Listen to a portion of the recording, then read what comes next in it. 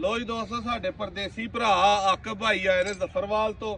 ਝੋਟੀ ਇਹਨਾਂ ਨੂੰ 2 ਟਾਈਮ ਚੁਆ ਕੇ ਦਿੱਤੀ ਏ। ਆਕਬ ਭਾਈ ਝੋਟੀ ਦੋਵੇਂ ਟਾਈਮ ਚੋਈ ਜੇ, ਕਿੰਨਾ ਦੁੱਧ ਦੋਵੇਂ ਟਾਈਮ ਚੋਇਆ ਜੇ ਦੇ ਥੱਲੋਂ? 16 ਕਿਲੋ ਚੋਇਆ। 8 ਕਿਲੋ ਸਵੇਰ ਤੇ 8 ਸ਼ਾਮੀ। ਸਵੇਰੇ ਕੋ ਵਪਾਰੀਆਂ ਵਾਲਾ ਕੰਮ ਤੇ ਨਹੀਂ ਹੋਇਆ, ਕੋ ਪਾ ਦੁੱਧ ਘਟਿਆ ਤੇ ਨਹੀਂ ਵਧਿਆ ਸ਼ਾਮ ਨਾਲੋਂ। ਲਓ ਜੀ ਭਾਈ ਦੇ ਅੱਲਾ ਪਾ ਕੇ ਬੂਰੀ ਝੋਟੀ ਜਿਹੜੀ ਉਹ ਨਸੀਬਾਂ ਦੇ ਵਿੱਚ ਕਰੇ। ਠੀਕ ਹੈ, ਇਹਨੂੰ ਥੋੜੀ ਦੇਰ ਤੱਕ ਇਨਸ਼ਾਅੱਲਾ ਲੋਡਿੰਗ ਕਰਾ ਕੇ ਪਰਦੇਸ ਬੈ ਕੇ ਭਾਈ ਸਾਡੀ ਵੀਡੀਓ ਵੇਖਦੇ ਹਨ ਤੇ ਇਹਨਾਂ ਨੂੰ ਆਖਿਆ ਸੀ ਕਿ ਤੁਸੀਂ ਆ ਜਾਓ ਇਨਸ਼ਾਅੱਲਾ ਤੁਹਾਨੂੰ ਝੋਟੀ ਘਰੋਂ ਚੰਗੀ 2 ਟਾਈਮ ਚੋ ਕੇ ਦਵਾਂਗੇ। ਤੇ ਆ ਕੇ 16 ਕਿਲੋ ਵਾਲਾ ਉਹਨਾਂ ਆਪਣਾ ਜਿਹੜਾ ਚਾਹ ਪੂਰਾ ਕੀਤਾ ਤੇ ਨਾਰੂ ਵਾਲਾ ਕੱਟੀ ਦੇ ਨਾਲ ਦੁਆ ਕਰ ਦਿਓ ਕਿ ਭਾਈ ਆਕਬ ਦੇ ਜਿਹੜਾ ਉਹ ਝੋਟੀ ਅੱਲਾ ਪਾਕ ਨਸੀਬਾਂ 'ਚ ਕਰਨ। ਹੋਰ ਜਿਹੜੇ ਭਰਾ ਨੂੰ ਕਿਸੇ ਨੂੰ ਚੰਗੀ ਝੋਟੀ ਚਾਹੀਦੀ ਹੈ ਉਹ ਰਾਬਤਾ ਕਰ ਸਕਦੇ ਨੇ।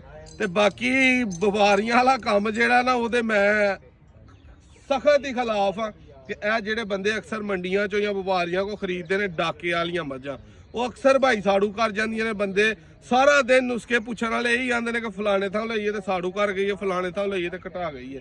2-3 ਟਾਈਮ ਹਮੇਸ਼ਾ ਮੱਝ ਚੁਆਈ ਕਰਕੇ ਲਵੋ। ਤੁਸੀਂ ਪੈਸਿਆਂ 'ਚ ਨਗਦ ਦੇਣੇ ਹੁੰਦੇ ਨੇ, ਅਸਾਂ ਜਿੱਥੇ ਇੰਜ ਨਗਦ ਦੇਣੇ ਹੁੰਦੇ ਨੇ ਥੱਬਿਆ ਨਾ, ਅਸੀਂ ਝੋ ਕੇ ਲੈਨੇ, ਅਸੀਂ ਨਹੀਂ ਕਦੇ ਉਂਝ ਲਈ। ਤੇ ਆ ਕੇ ਕਦੇ ਅੱਲਾ ਦੇ ਫਜ਼ਲ ਨਾਲ ਘਾਟਾ ਨਹੀਂ ਹੋਇਆ।